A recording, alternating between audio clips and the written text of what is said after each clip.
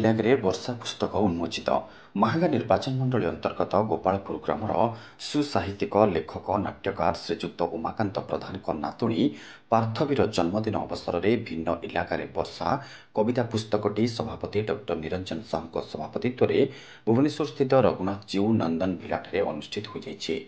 साहित्यिक गौतम चरण जेना संयोजन अतिथि मैंने जगन्नाथ पट्टचित्र में पुष्पधूप अर्पण कर कार्यक्रम शुभारंभ करते।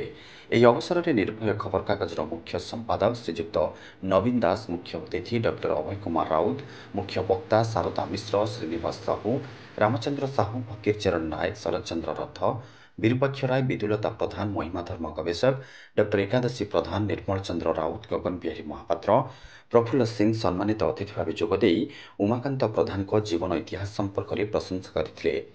आयोजित उत्सव में कुंजकुलिकार संपादक राजकिशोर मिश्र, प्रफुल्ल साहू, कवि विजय कुंवर, तपन पंडा, प्रसन्न दास, विवेकानंद दास प्रमुख बहु बुद्धिजीवी उपस्थित थे।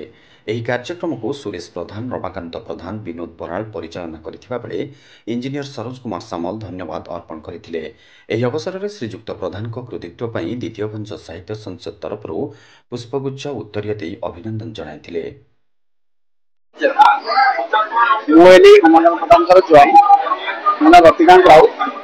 हीरो मोटरकप डिप्यूटी मैनेजर हिसाब से काम करे। मैंने बहुत दिन देखी आसु बापा जो पुस्तक लिखी आसके उन्मोचन हो पार ना बट एवं टाइम मिल पारा ये सब करने मैंने बहुत खुशी कि एत लोक मैंने आज आसिक घर उपस्थापन हो पार्टी। उमाकांत प्रधान झील श्रोतस्विनी प्रधान, मो असिस्टेंट प्रोफेसर अच्छी गवर्नमेंट वुमेन्स कॉलेज राउरकेला रे।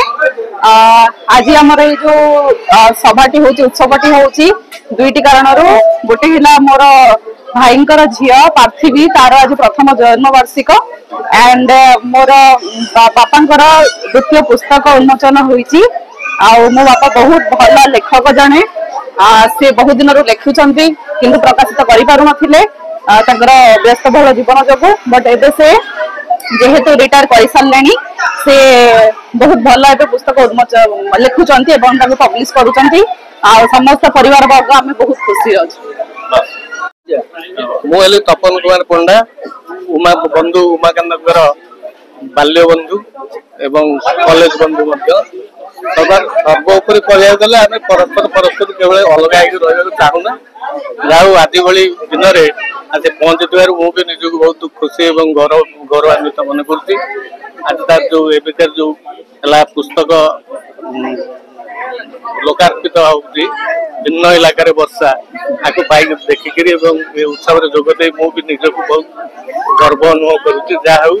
कविंर यही भाव आगू आगू बढ़ी चलू जगन्नाथ आशीर्वाद से आहरी लेखु यही कथा ही कामना कर। आज हूँ गोटे पवित्र दिवस कहि मोर बंधु उमाऊंकर पुस्तक आज उन्मोचन है भिन्न इलाकार वर्षा। वास्तविक ये जो वर्षा ये कवितार सृष्टि विभिन्न धरण कविता प्रकाश पाई। मो झी मो बापा यहपरि भिन्न स्वादर कविता एत स्थानित हो आमोदित लगुच विशेष भाव में नातुणी आज हूँ स्वर्णक्षेत्र दिवस आम आशीर्वाद करूँ भल मनीष हो बड़ मनीष हो ये कामना कर। आज कवि उमाकांत प्रधान द्वितीय कविता पुस्तक भिन्न इलाकार वर्षा उन्मोचित होती बड़ आनंदर कथा। या आगु जो गीति स्रोतस्विनी जो प्रथम कविता पुस्तक से बहुत लोकादृत होती जिते कविता अच्छी प्रत्येक कवितार पाठक माने निश्चित भाव में खुशी हे से कवितार किसी ना कि अच्छी जहाँ से अति आनंद दब तेणु कविंकर कविता पुस्तकटी लोकादृत हो केवल आशा कर। धन्यवाद। भुवनेश्वर विजय कुंवर रिपोर्ट निर्माण लाइव।